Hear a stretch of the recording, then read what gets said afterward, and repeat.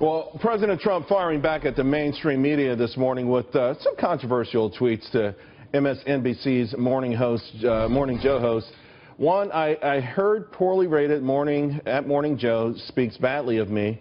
Don't watch anymore. Then, how come low IQ crazy Mika, along with Psycho Joe, came to Mar-a-Lago 3 nights in a row around New Year's Eve and insisted on joining me? She was bleeding badly from a facelift. I said no. White House Deputy Press Secretary Sarah Huckabee Sanders brushed off this, saying that the president must fight fire with fire.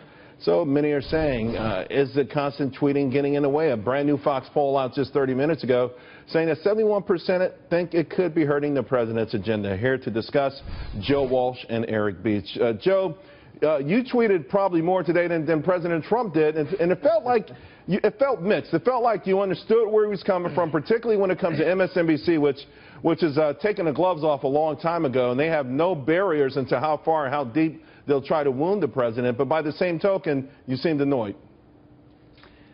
Yeah, you know, Charles, look, I had no problem with what Trump tweeted. I don't know if I can say this on the TV, but I mean, Mika said the president of the United States had a small penis. I'm sorry, so Trump fired back. But I have a problem that Trump tweeted at all, Charles. I want to be talking about Kate Steinle and Kate's Law and the great immigration bills that were passed in the House today. But instead, the media is talking about this tweet. I don't have a problem with what he tweeted. I just think sometimes he tweets when he shouldn't tweet. And for me, Eric, I think what I saw was Susan Collins make comments. I saw Ben Sass make comments. And there were some other people critical to the passage, for instance, of health care reform. You know, if you have some of these on-the-fence Republicans, or some would even call them rhinos, if you will, do you give them an extra excuse not to follow the program?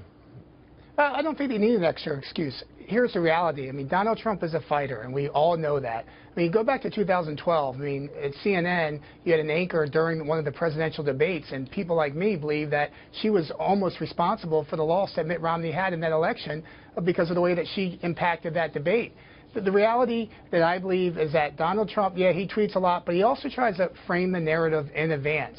And you look at that Harvard study, especially on CNN, where there was 93% negative. It's easy to look back and say, okay, yeah, he should talk about this or talk about that. But there's these networks are simply trying to shape the debate in advance, and that's an unhealthy position for us to be in. He must fight back on that. Right. Of course, listen, I'm a fellow New Yorker, and I'm a hell of a counterpuncher myself, so I get it. I understand.